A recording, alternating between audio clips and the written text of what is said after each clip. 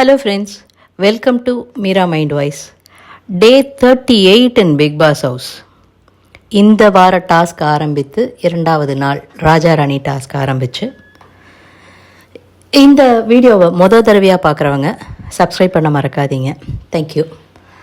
இன்றைக்கி வீட்டுக்குள்ளே போனோன்னாக்க 1 ஹவரில் நடந்தது, 24 ஹவர்ஸில் நடந்தது எல்லாம் மிக்ஸ் பண்ணி சொல்கிறேன் நான். ஓகே, மார்னிங் பார்த்திங்கன்னா பொன்னி நதி பார்க்கணுமே சாங்கோட ஆரம்பித்தாங்க.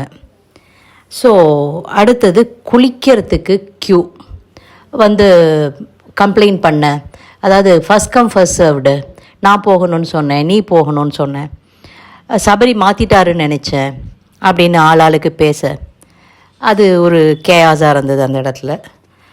இது எதுக்கு காட்டணுன்னே தெரியல. ஆக்சுவலாக அந்தளவுக்கு ஒன்றுமே ஹேப்பனிங்ஸ் இல்லாமல் இருந்திருக்கு. அடுத்தது பார்த்திங்கன்னா ஒரு 9:30 மாதிரி வினோத் திவாகரும் கேஷுவலாக பேசிகிட்ருக்காங்க. வினோத் தான் சீன்றார். அஃப்கோர்ஸ் என்னென்ன நேற்றுக்கு நல்லா சாப்பிட்டுட்டு மத இழுத்து போத்துட்டு தூங்கிட்டேன், இன்றைக்கி ராஜாவாக என்ன பண்ண போகிற அப்படின்னுட்டு. அதுக்கு அவர் ஏதோ சொல்ல, இவர் ஏதோ சொல்ல, ஆனால் சிரிச்சுட்டே தான் 2 பேரும் ஒருத்தர் அடிச்சிட்டாங்க, கட்டி பிடிச்சிக்கிட்டாங்க, எல்லாம் பண்ணாங்க. அது முடிஞ்சு வெளில வர வரைக்குமே சிரிப்பு தான். இவரை வந்து நீ வடை சட்டியை நக்கி தின்னன்னு தர்பீஸ் வந்து வினோத்தை சொல்ல, அதுக்காக போய் அங்கேருந்து பேனை எடுத்துகிட்டு வந்து பண்ணிடலாம் காமிக்க வினோத் போயா அப்படிங்கிற மாதிரி சொல்லிட்டு தான் போனாங்க. ஆனால் இதையே பின்னாடி நிறைய விஷயங்களுக்கு யூஸ் பண்ணுறார் திவாகர். அடுத்தது கனியும் எஃப்ஜேவும் சாப்பிட்டுட்ருக்கிற நேரத்தில் ஒரு 2 ஸ்பூன் குழம்ப வந்து பார்வதி ஜிங்கில் போட்டாங்களாம். ஏன் அதை வழித்து எங்களுக்கு போட்டு போயிருக்கலாம்ல.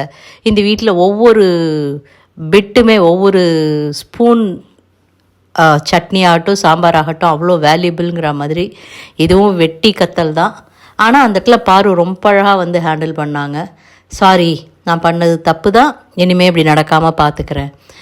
உள்ளே வந்து வியானாட்ட சொல்கிறாங்க, ஐயோ பயங்கர சென்சிட்டிவான ஏரியாவாக இருக்குது, ரொம்ப ஜாக்கிரதையாக ஹேண்டில் பண்ணணும் இதை அப்படின்னு. வேணா நான் முன்னாடியே சொன்னேனா அப்படிங்க. அடுத்தது 12 மணிக்கு பிக் பாஸ் கூப்பிட்டு உட்காத்தி வச்சு ஒரு அரை மணி நேரம் லெக்சர் எடுத்தார். கீழே இறங்கி வந்து நானே பார்ட்டிசிபேட் பண்ணட்டுமா அப்படின்னெல்லாம் கேட்டார். அடுத்தது யாருக்கு ராஜா ராணி கதை தெரியும், இதை நீங்கள் எவ்வளோ இன்னோவேட்டிவாக பண்ணலாம், இன்னும் எப்படி பண்ணலாம், எந்த சந்தேகம் இருந்தாலும் என்கிட்ட கேளுங்க, என்ன உங்களுக்கு தோணுதோ நீங்கள் பண்ணுங்கள், அது தவறாக இருந்தால் நான் சொல்கிறேன். பிகாஸ் சுபிக்ஷா பியூட்டிஃபுல்லாக ஒரு பிளாட் பண்ணிகிட்டு இருந்தாங்க. ஏதாவது பண்ணலான்னு கெமி, சுபிக்ஷா அண்டு வேறு யாரோ தங்க இருந்தாங்க. அவங்கக்கிட்ட அழகாக எக்ஸ்பிளைன் பண்ணாங்க, இந்த மாதிரிலாம் நம்ம பிரச்சனையை பண்ணலாம், அடுத்தது இந்த ராஜாங்கம் சரியில்லை, இந்த ராஜாவை இறக்கிட்டு இன்னொருத்தரை ராஜாவாக போடலான்னு சொல்லலாம், இப்படிலாம் நிறைய விஷயங்கள் அவங்க டிஸ்கஸ் பண்ணாங்க. ஆனால் கெமிக்கு பயம், யூயோன்னுட்டு இருந்தாங்க. அதுக்காக கொடுத்த அறிவுரையாகவும் இருக்கலாம். உங்களுக்கு ரைட்டுன்னு தோன்றதை நீங்கள் பண்ணுங்கள், ஏதாவது பிரச்சனை வந்ததுன்னா நான் சொல்கிறேன் அப்படின்னு சொல்லிட்டாரு பிக் பாஸ்.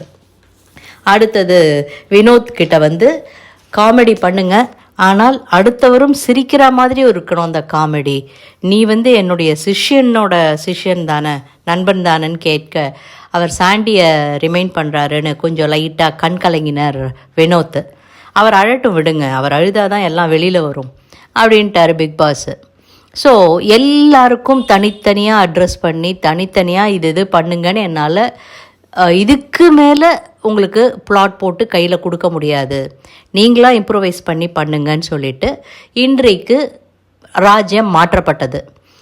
பார்வதி வந்து தர்பீஸ் ராஜ்யத்துக்கும் அதில் ஒரு அது காமெடியாக, எப்படி காமெடின்னு தெரில, நீங்கள் கானா வினோத்துக்கு பதிலாக ராணி அப்படின்னு சொல்லிட்டு அப்புறம் உங்களுக்கு தர்பீஸ் மேலே தானே ஒரு கண்ணு, ஸோ சாரி நீங்கள் தர்பீஸ் ராஜ்யத்துக்கு. அடுத்தது அந்த சைடு வந்து விக்ரமுக்கு ராஜா பதவி இன்ஸ்டெட் ஆஃப் வினோத் கொடுத்துட்டு இதையும் சொல்லிடுறாரு, நீங்கள் வந்து நல்லா பெர்ஃபார்ம் பண்ணலங்கிறதுக்கான இந்த மாற்றம் கிடையாது, இன்றைக்கி இவங்க எப்படி பண்ணுறாங்கன்னு பார்க்குறதுக்கான மாற்றம் அப்படின்னுட்டு கானா வினோதுக்கும் சொல்கிறாரு. உங்களுக்கு இங்கே இருக்கிற இன்ஸ்ட்ருமெண்ட்ஸ் அத்தனையும் யூஸ் பண்ணுறதுக்கு உங்களுக்கு நல்லா தெரிஞ்சிருக்கு, ஸோ எதை எப்படி யூஸ் பண்ணணுமோ பண்ணி இன்னும் இன்னோவேட்டிவாக ஏதாவது பண்ணுங்க அப்படின்னு. கானா வினோத் உண்மையிலே அந்த தபலாலாம் நல்லா வாசிக்கிறாரு. ஸோ விக்ரம் ஃபஸ்ட்டு வேலையாக ராணி வாங்க அப்படின்னு கூட்டிகிட்டு போய் உங்கள் ஆட்கள் பர்ஃபார்ம் பண்ணும்போது நாங்கள் அமைதியாக ஸ்பேஸ் கொடுப்போம், அதே மாதிரி எங்கள் ஆட்கள் பெர்ஃபார்ம் பண்ணும்போது நீங்கள் அமைதியாக ஸ்பேஸ் கொடுக்கணும், ஓவர்லாப்பிங் கூடாது அப்படின்னு சொல்லிட்டு நாங்கள் இந்த சட்டையரெல்லாம் கம்மி பண்ணிக்கிறோம், நாங்கள் கண் காமிச்சு அதெல்லாம் இது பண்ணிக்கிறோம், உங்களுக்கு ஏதாவது ஓவராக போகிற மாதிரி இருந்ததுன்னா நீங்கள் கண்ணை காமிங்க அப்படின்லாம் சொல்லி பியூட்டிஃபுல்லாக ராணியை ஃபஸ்ட்டு ஹேண்டில் பண்ணிட்டாருங்க. இன்றைக்கி அதனால் சத்தம் இல்லாமல் இருந்தது. அது ஒன்று தான் பெரிய அட்வான்டேஜ். மற்றபடி என்ன பண்ணினாங்கன்னு கேட்டால் ஒன்றும் பண்ணலை. அதுதான் ராஜ்யம் ஸ்டார்ட் ஆச்சு.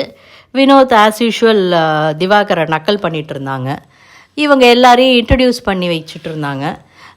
இவங்க பாடிட்டு வந்த விதம் நல்லா இருந்தது. இதில் ராணியே இறங்கி அவங்களுடைய நாட்டு ஒவ்வொருத்தரையாக இன்ட்ரடியூஸ் பண்ணின விதம் கொஞ்சம் இறைச்சலாக தான் இருந்தது. அவங்களோட லாங்குவேஜும் அந்தளவுக்கு, அதாவது ஆர்டினரி தமிழில் பேசியிருந்தாலே இவங்களுக்கெல்லாம் அது தூய தமிழாக இருந்திருக்கும். அவங்கள எல்லாரையும் இன்ட்ரடியூஸ் பண்ண கானா வினோத் திவாகரை, அண்ணே உங்கள் ஜாக்கெட்டில் பின்னாடி கொக்கி போடுங்க, பின்னாடி அவருக்கு சட்டையில் பட்டன் பிஞ்சிருக்குதா என்னன்னு தெரியல. ராணியுமே மகாராஜா இவர் பிக்பாஸ் கலாய்ச்சார். எப்படின்னாக்க, ஒரு ராணினா பார்க்க ராணி மாதிரி இருக்கணும், முன்னாடி முடி விழுந்து அதுக்கப்புறம் கிரீடம் வச்சு பார்த்தா ஜோக்கர் ஆட்டம் இருக்குங்கிற மாதிரி எல்லாம் கலாய்ச்சிட்டு இருந்தார். கலாய்க்கல, தட் இஸ் அறிவுரை சொல்லும்போது எல்லாம் சொல்லி அவங்களுக்கு இது பண்ணிகிட்டு இருந்தார். வியனாவும் அரோராவும் டான்ஸ் ஆடினது நல்லா இருந்தது. கானா வினோத் ரெண்டாவது தடவை அவர் பாடும்போது வாந்தி வரா மாதிரி இருக்குன்னு திவாகர் சொல்ல, ஆமாம் காலம்பரை கொடுத்த கிச்சடியை நிறைய இப்படி அமுக்கினன்னா அப்படி தான் வாந்தி வரும் அப்படின்னு வினோத் சொல்லிட்டு போயிட்டார். ஆமாம், நீ வாந்தி வரா மாதிரி இருக்குன்னு சொன்னால் இப்படி சொல்லிட்டு போகிறதுல எனக்கு ஒன்றும் பெரிய தப்பாக தெரியல. சட்டையருங்கிறது 2 பேரும் சிரிக்கிற மாதிரி எல்லாரும் சிரிக்கிற மாதிரி இருந்ததுன்னா அது தப்பு கிடையாது. அடுத்தது வினோத் விக்ரம் டீம் நல்லா ஸ்கோர் பண்ணிகிட்ருக்காங்க. திவாகரை பயங்கரமாக இறக்குறாரு வினோத், அது உண்மை. ராணி உள்ளே வரும்போது அவர் பாட்டு பாடி இவங்க தான் பாடி கூட்டிகிட்டு வந்துட்டுருக்காங்க, அவர் ஒன்றுமே சொல்லலை. அந்த நேரத்தில் திவாகர் வினோத்தை ஏதோ எகிற போக, இதெல்லாம் காலம்பரை நடந்ததுனுடைய எதிரொலி. அவர் எப்பயுமே எல்லாத்தையுமே உள்ளே வச்சுட்டு 1/2 மணி கழிச்சு இல்லை 2 மணி நேரம் கழிச்சு வருவார், ஃபுல்லாக யோசித்து பார்த்துட்டு அவர் எகிற போக உடனே அரோரா கொஞ்சம் பேசாமல் இருங்கன்னா அப்புறம் பார்க்கலான்னு சொல்ல, ஏய் உனக்கு அவ்வளோதான். இந்த இடத்துல பார்வதியும் இருந்தாங்க, அத்தனை பேரும் இருந்தாங்க, நட்டநடு சபையில் தான் நடந்தது. ஆனால் பார்வதி, நான் எங்கே இருந்தேன், நான் ஏன் பார்க்கல அப்படிங்கிறாங்க.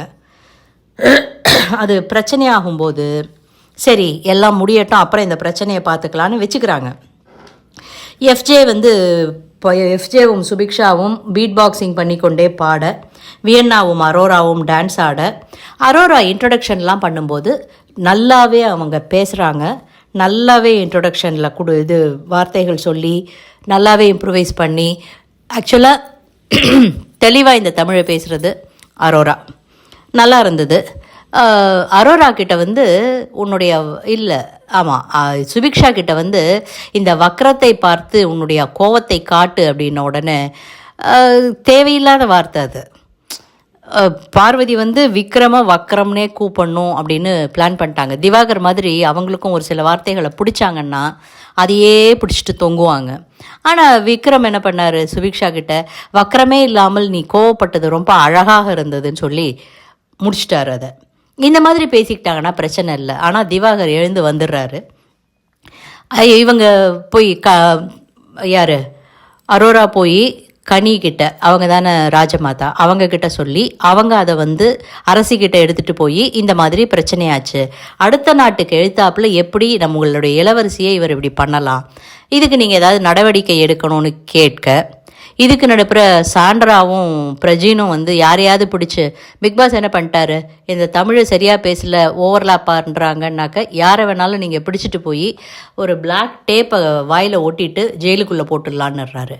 ஸோ இவங்க வேற யாரை ஜெயிலில் போடலான்னு அலைஞ்சிட்டு இருக்க பார்வதி திவாகர் கிட்ட அரோரா கிட்ட மன்னிப்பு கேளுன்னு சொல்கிறாங்க. அவர் கேட்க முடியாதுன்னு சட்டையெல்லாம் அவுத்து போட்டு நான் இந்த கேமுக்கே வரலன்னு, அது இல்லாமல் போய் கோல்மூட்டி கனி என்னென்னலாம் வார்த்தை வருமோ எல்கேஜி பசங்க பேசுகிறத விட மோசமாக இருக்குங்க. இப்படியெல்லாம் பேசி அவர் போக, கனி கனிக்கும் சபரிக்கும் நான் ராஜா ஆனதுலேருந்தே கோவம்.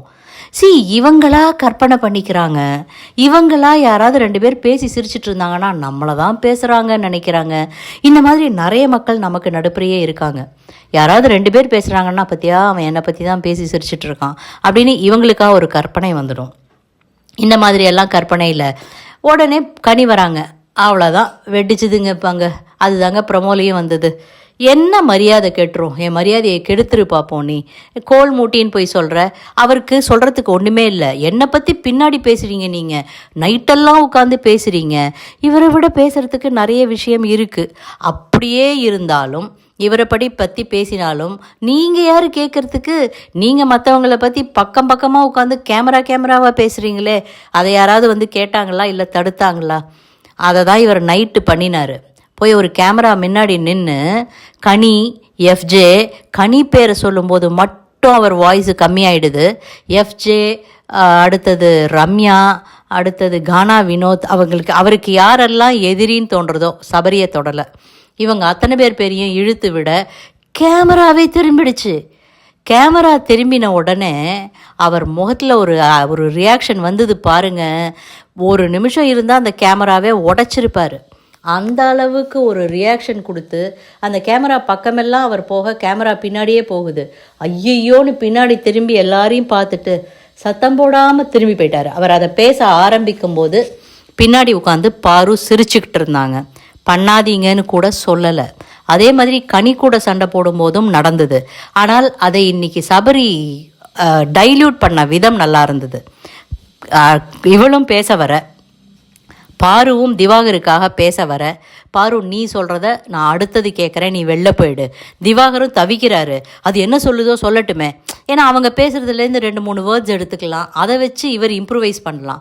முடியவே முடியாது, எல்லாரும் வெளில போங்கன்னு கனியவும் திவாகரையும் மட்டும் வைத்து பேச சொல்ல, நீ சாப்பாடு போட்டே எல்லாரையும் கவர் பண்ணிடுற, எத்தனை நாள் நீ தாங்குற பார்ப்போம்.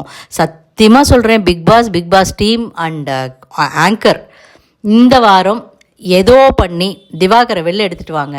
அவர் வீட்டில் இருக்கிற அத்தனை பேருக்கும் சவால் விட்டுட்டாரு. அவர் சவால் விடுற ஆட்களை நீங்கள் வெளியில் எடுத்துகிட்டு வந்தீங்கன்னா யாருமே பிக் பாஸ் பார்க்க மாட்டாங்க. இதே தான் தொடரும். ஸோ பயங்கரமாக சண்டை போட்டு பயங்கரமாக பேசி இது அடுத்தது ஒரு டாஸ்க் வச்சாங்கங்க. எதுவும் அதாவது கொடி பறக்குது, 3 கொடி, அந்த நாட்டு கொடியை இவங்களுக்கும் இந்த நாட்டு கொடியை அவங்களுக்கும் கொடுத்து ஒளிச்சு வச்சுருங்கங்கிறாங்க. இவங்க தன்னோட நாட்டு கொடியை கண்டுபிடிச்சி கொண்டு தன்னோட இதில் நட்டுடணும் ஸ்லாட்டில். அதுலேயும் சின்ன குழப்பம். எஃப்ஜேவும் வியனாவும் கொடி தேட போகிறாங்க தர்பீஸ் ராஜ்யத்துக்கு. வியனா அவங்க ஒளிச்சு வச்ச எதிரி நாட்டு கொடியவே எடுத்துடுறாங்க. அப்போ நீ எங்கள் நாட்டு கொடியை கொடுத்துடணும் அப்படிங்க. அது ஒரு சின்ன பிரச்சனையாகி இவங்க கொடி ஒன்றுத்தை எடுத்த உடனே 2 பேரும் எக்ஸ்சேஞ்ச் பண்ணிக்கிட்டு அதை அமைதியாக முடிச்சிடுறாங்க. எஃப்ஜே தான் மேஜராக எல்லா கொடியும் கண்டுபிடிச்சி இவங்க வின் பண்ணிடுறாங்க. நல்ல காலம். இவங்க வின் பண்ணின உடனே திரும்ப பொன்னி நதி பார்க்கணுமே சாங்கை போட்டு டாஸ்க்கை முடிச்சு விட்டாரு பிக் பாஸ். விட்டதுக்கு அப்புறமா உள்ளே எல்லோரும் உடைமாற்றி கொண்டிருக்க திவ்யாவும் நம்ம திவாகரும் மட்டும் இருக்காங்க. அப்போது திவ்யா கேட்குறாங்க, ஒரு இது முடிச்சுதுங்கிறதுக்காக நீங்கள் வின் பண்ணீங்களேன்னு கை கொடுத்தா கையை அழுத்துவீங்களான்னு. ஒரு ஆசை தான் செல்லோங்கிறாரு அவர். வெக்கமாக இல்லை? அந்த இடத்துல திவ்யா கிட்டேருந்து நான் பெரிய ரியாக்ஷன்ஸை எதிர்பார்த்தேன். ஆனால் என்னன்னு தெரியல, அவங்க விட்டுட்டு போயிட்டாங்க. இது பின்னாடி இவங்க வேற பேசிகிட்டு இருக்காங்க. திவ்யா, சாண்ட்ரா, பிரஜின் எல்லாரும் இந்த வாரம் ஃபஸ்ட் பர்ஃபார்மன்ஸ் நாமினேஷனில் திவ்யா கூட சேர்ந்து சிறைக்கு போகணுன்னு திவாகர் வெயிட் பண்ணிகிட்ருக்காரு அப்படின்னுட்டு அவங்க சொல்கிறாங்க. நான் சொல்லிவிடுவேன் தலைக்கிட்ட, கேப்டன் கிட்ட, எந்த சத்தம் வந்தாலும் சரி கண்டுக்காதீங்கன்னுட்டு அப்படிங்கிற மாதிரி. ஏன் இதை திவ்யா ஒரு இதுவாக கையில் எடுக்கலை? வெளியில் பார்த்தாங்கல்ல திவாகர் என்னென்னலாம் பண்ணுறாருன்னுட்டு. பெண்களுக்கு உள்ள சேஃப்னு தான் இவங்க சொல்கிறாங்கன்னு சொன்னாங்கல்ல, ஸ்ட்ரெயிட்டாக உங்களை இது பண்ணுறாரு அவர். ஃபுல் அண்ட் ஃபுல் நான் திவ்யா பின்னாடியே சுற்றுறேன், திவ்யாவுக்காக சாங் பாடுறேன். இது உங்களெல்லாம் இன்னும் சீப்பாக காமிக்காதா? அதை ஏன் நீங்கள் பெருசுப்படுத்தலைன்னு ரொம்ப வருத்தமாக இருந்தது. அடுத்தது பார்த்திங்கன்னாக்க கனி அழறாங்க. போய் ரம்யா, சபரி, எஃப்ஜே, வினோத் எல்லாருமா அவங்கள ஆசுவாசப்படுத்துகிறாங்க. கேமரா பேசுகிறத பாரு பின்னாலேருந்து பார்த்து சிரிச்சிட்டு இருந்தாங்க, அதை ஆல்ரெடி சொல்லிட்டேன். சாண்ட்ரா வினோத் கிட்ட பேசுகிறாங்க, அது நல்லா இருந்தது. விக்ரமும் ஜாயின் பண்ணிக்கிறாரு. அதாவது ஃபன்னை கொஞ்சம் நம்ம மாற்றலாமா, பிகாஸ் அவன் அந்த திவாகர் ஒரு இல்யூஷன் வேர்ல்ட்லேயே இருக்கார். அதை நம்ம உடைச்சோன்னா பெரிய ரகலையாகும். என்ன சொல்ல வரீங்க? திவாகரை டச் பண்ணால் பெரிய ரகலையாகுங்கிறீங்களா? ஆகட்டுமே, அந்த ஒரு மனுஷரை மட்டும் நிறுத்தி வச்சு எவ்வளோ பெரிய கோமாளின்னு உலகம் தெரிஞ்சுக்கட்டுமே, ஃபைன். அதனால் நீங்கள் வினோத்துக்கு சொன்னால் புரியும். நீங்கள் பண்ணுறத கொஞ்சம் டோன் டவுன் பண்ணி அதை ஹெல்தியாக ஒரு இதுவாக கொண்டு போகலாம் அப்படின்னு சொல்லி எல்லாருக்கும் இந்த அளவுக்கு புரிதல் இருக்குது. இன்றைக்கி Bigg Boss Amit and Divya எங்கே போயிட்டீங்க, காணாமையே போயிட்டீங்க அப்படின்னு கேட்குற லெவலில் இருக்குதுன்னு அமித் வருத்தப்பட்டார். ஏதாவது பண்ணுங்க, இருக்கிறவங்களோட முகத்திலேயே கிழிங்க. பார்வை சொன்னீங்க, இப்போ இன்னைக்கு ஆக்சுவலாக ரொம்ப டோன் டவுன் பண்ணிட்டாங்க அவங்க, ஆச்சு இல்லை? அந்த மாதிரி ஏதாவது செஞ்சு திவாகரையும் மாற்றுங்க. இதெல்லாம் விட்டு கொடுத்து யார் கடைசியில் டாப் 5ல் போகிறாங்கன்னு இந்த நிமிஷம் வரைக்கும் யாராலையும் கணிக்கவே முடியல. அதுதான் இதில் இருக்கிற பெரிய பியூட்டி. இவங்க சமைச்சது முக்கால்வாசி பார்த்தோன்னா நம்ம அமித் தான் கிச்சனில் இருக்கார். ரொம்ப நல்லா இருக்குது சமைச்சது அப்படின்னு சொல்லி எல்லோரும் இது பண்ணிகிட்ருக்காங்க. அடுத்தது கமருதீனும் அரோராவும் பேசிகிட்டு இருக்காங்க. பார்வதி இவர் நெய் எடுத்ததை போட்டு கொடுத்துட்டாங்களாம். எல்லாருக்கும் எழுத்தாப்பில் இப்படியா போட்டு கொடுப்ப அப்படின்னு கேட்க பாருவால் தாங்க முடியல. ஐயோ இவன் அரோரா கூட உட்காந்துருக்கானே, இதுக்கு என்ன பிரச்சனை வெடிக்க போகுதுன்னு தெரியல. கமருதீன் சாப்பிடாமலே வெளியில் உட்காந்துட்ருக்காரு. சமாதானப்படுத்த வர்ற பாரு அங்கேயும் பெருசாக ரகலை பண்ணாமல் உள்ளே போயிட்டாங்க. உண்மையிலே இந்த வாரம் ஆரம்பித்தப்போ சொன்ன மாதிரி அவங்களுக்கு டேமேஜ் கண்ட்ரோல் நடந்துகிட்ருக்கு அப்படின்னு தான் தோணுது நமக்கு. அதனுடைய முதல் படி தான் இவங்க அவங்க அம்மா கிட்ட பேசினது, அடுத்தது பிரஜின் சாண்ட்ரா இவங்க கூட கூட்டு சேர்ந்தது, எல்லாமே அதனுடைய பிரதிபலன் தான்னு நினைக்கிறோம். இதில் திவ்யா கிட்ட முறைகேடாக நடந்த திவாகருக்கு என்ன நடக்கும் வெயிட் பண்ணி தான் பார்க்கணும். இல்லை அதையும் அடுத்த 2 நாளில் மறந்து போய் கடந்து போயிடுவாங்களா, கடந்து போயிடுவோமா தெரியலைங்க. ஸோ இதுவே இன்றைய நிகழ்வுகள். உங்களுக்கு ஏதாவது கருத்து இருந்ததுன்னா கமெண்ட் செக்ஷனில் போடுங்க. இந்த வீடியோ உங்களுக்கு பிடிச்சிருந்ததுன்னா லைக் பண்ணுங்கள், ஷேர் பண்ணுங்கள், சப்ஸ்கிரைப் பண்ண மறக்காதீங்க. தேங்க்யூ.